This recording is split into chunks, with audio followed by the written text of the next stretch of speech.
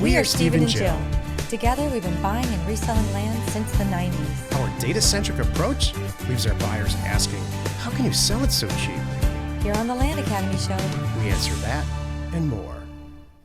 Steve and Jill here. Good day. Welcome to the Land Academy Show, entertaining land investment talk.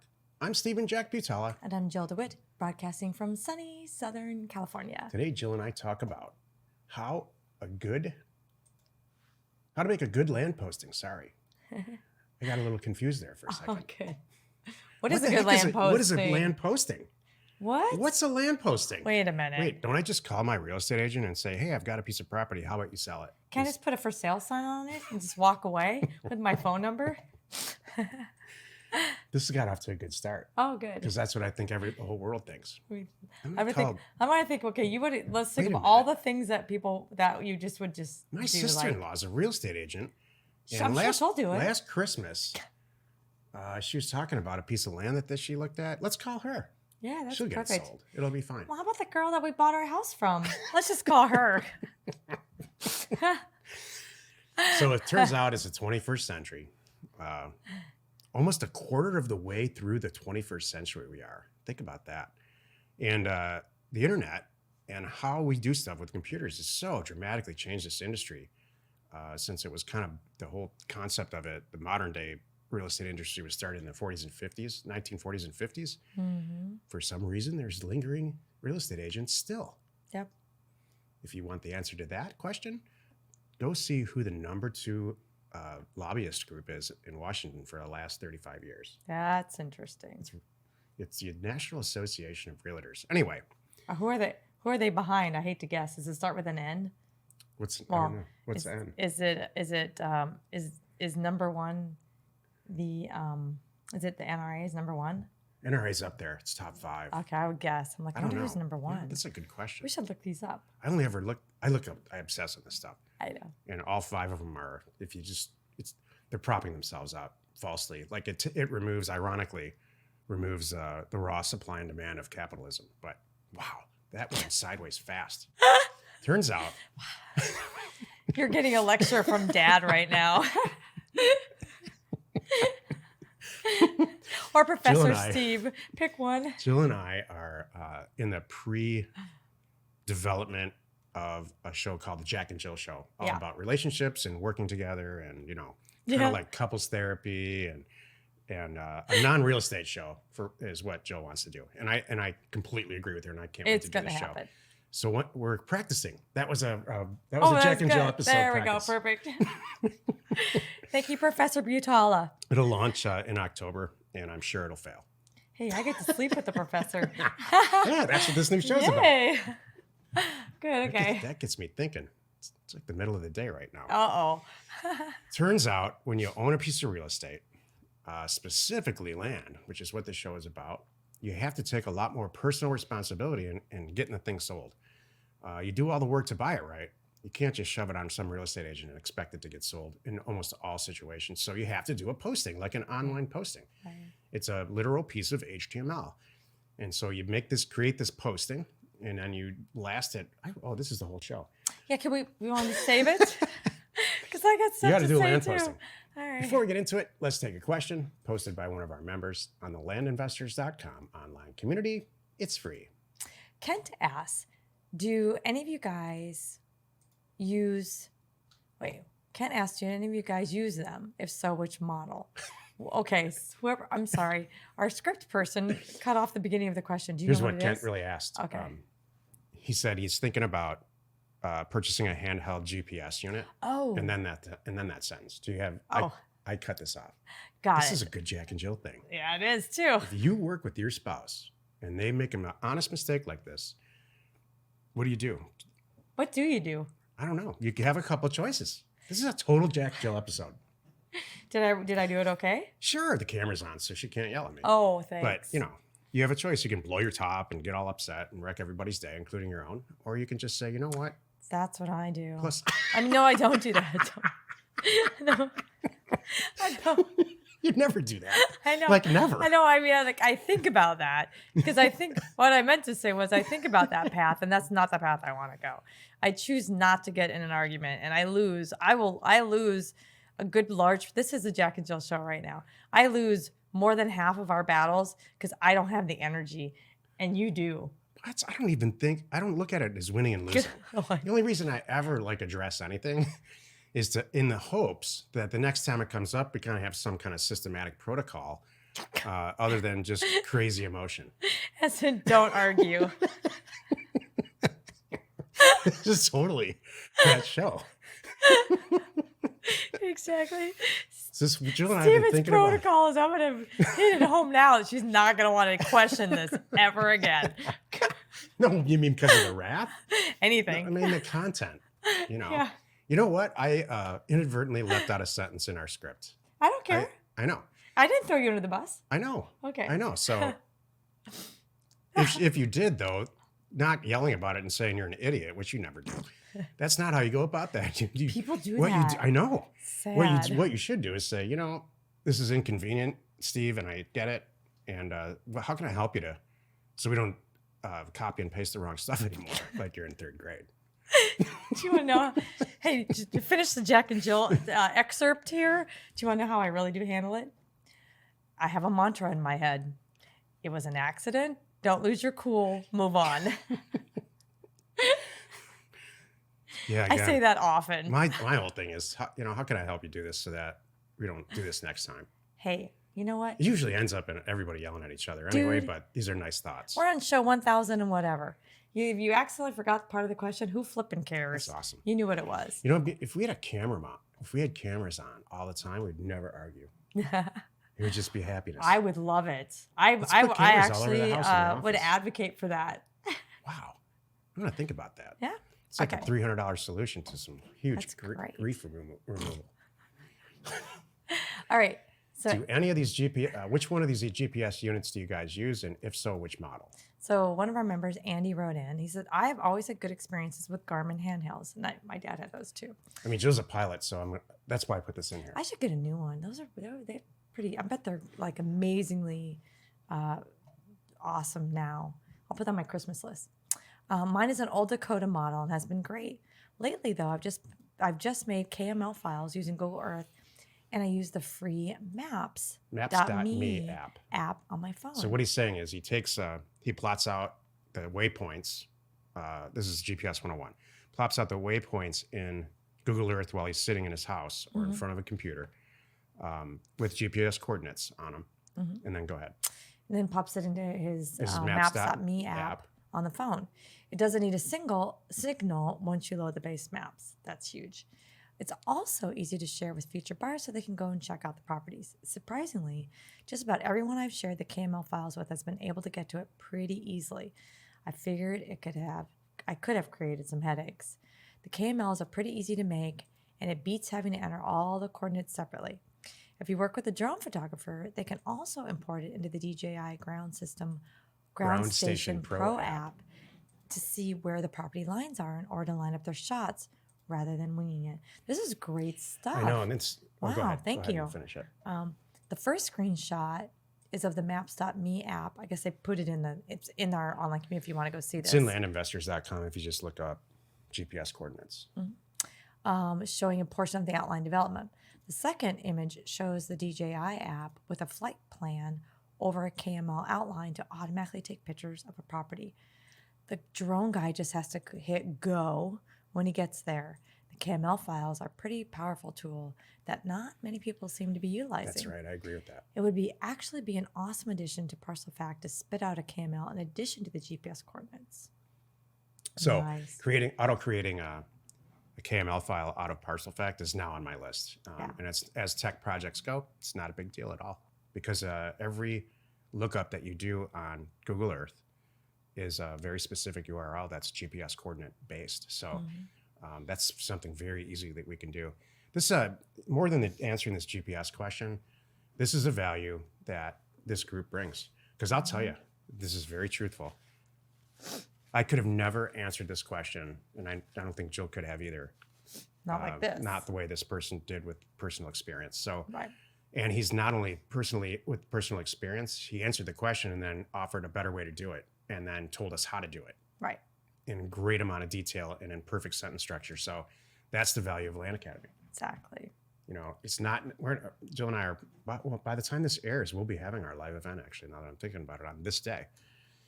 And that's the value of this, of this group that we've created, because we're going to get some incredible real-time information from people who are making $500,000 or more a month, and how they do it, and how the workarounds or the fixes or the improvements that they've taken to the thing that we've created and made money for themselves. So it's not so much that Jill and I are brilliant. If there was any brilliance in what we do at all, it was to create this group. Right. And attract the right people. Yeah. Yeah. We are hands down better together. Exactly. Today's topic, how to make a good land posting. This is the meat of the show. Oh, we still have to do a show now? I know. I'm just kidding. Hey, I made some notes. Yeah. Okay, so here's what's funny. What prompted me to do this was I've got a new person in our office that's being trained on land postings, and at the same time, we need a refresh. That happens so often. Things get a little stagnant. So I went digging for some of our old content, and I found a document that you created probably 5 years ago. Scares me. No, it's phenomenal. Really? Yes. So why do you say that? I don't know. I pulled it up and I said, hey, everyone, what happened is we started to veer a little too far from a good posting. And things were getting missed, things were getting left out. And I said, everybody, to quote you, sit down. I want you to look at this thing from 2009, whatever it was. It might have even been, I don't know how old it was, maybe 14. And like, we all need to make sure that all of this stuff is included in our current postings. And I thought, this would be a good show to kind of just share with everyone some things that we know. So a good land posting is, like you said, it's basically an advertisement with pictures and description and everything for a buyer to want to buy your property. It's going to be something that you make one. It's going to be on your website. You're going to put it in Craigslist. You're going to put it in social media. You're going to put it on any land selling sites that you use. Maybe you do the MLS. It's your template to get everything out there and to make sure you don't forget. And I thought I'm just kind of run down what makes a good land posting to make sure you're thinking of all of these things. And the goal is to sell your property fast and not have a lot of phone calls. Have everything in there. So let me tell you what I'm talking about. Can I jump in? Yeah. Okay. You're in. Okay. You want to go get some coffee or something? Nope. Okay. All right. Good. I will have a drink of water though. Okay. All right. You're more qualified. I have a bunch of stuff to say at the end. You're more qualified on this topic than I ever will be. Okay. Well, number one, it starts with a good title. And a good title has 3 parts of it. A, you list the size if it's more than 1 acre. Please don't put 0.09 plus or minus, dreamy, large, whatever property. No, it's not. That's not what it is. What is it? What's a better title? Infill lot. Some kind of it's a lot at this point. It's a mobile home lot. It's a subdivision lot. It's a good plot. So give us a full title. So, okay, well, let me give you, okay, I do have some here, but I'm going to tell you. So the title should include the size, if it's more than 1 acre. So if it's like 10 acres, you want that in there. 5 acres, you want that in there. I wrote all 0.16. Yeah, look at your thing. Do you remember this? No. This is your stuff. That is good. I know, from how old. So these are formatting instructions. It should have so that should be the size, should be included in there. Number 2, how many miles it is from some identifiable attribute. Wow, I remember this. Like the Grand Canyon, like Disneyland, Las like Vegas. A lake, like the beautiful Florida coast near whatever, something like that. Stuff. Yep. And the 3rd thing should be in there is a call to action. Invest, buy now, build your dream home. Something like that. That's what should be in there. So that's your title. You should have, I'm going to go through the thing. The second part is, here's an example that you wrote of a good title. Ready? 10-acre Nevada ranch, 120 miles to Reno. See the video. Ranch is nearby. Great access. Wow. That's an example of a good title. What's the call to action? Great. See the video. Okay. Yeah. See the video. Mm-hmm. So wow. I might even added, testing myself in passing. Mm-hmm. do some, and then they're going to open the video and go, oh, wow, look how pretty this is. Oh, I see Rena. This is all coming back to me now. Mm-hmm. So then it goes on to, I'm going to talk about the next important part are photos and a video. And your photos should include, and this is taken directly from you a while back, and I thought it's important to bring this up again. Deep blue sky, as much color as possible. Mountains, foliage from ground shots. You want clarity. Scarce white clouds are okay. I don't want an overcast day. I want a really good day.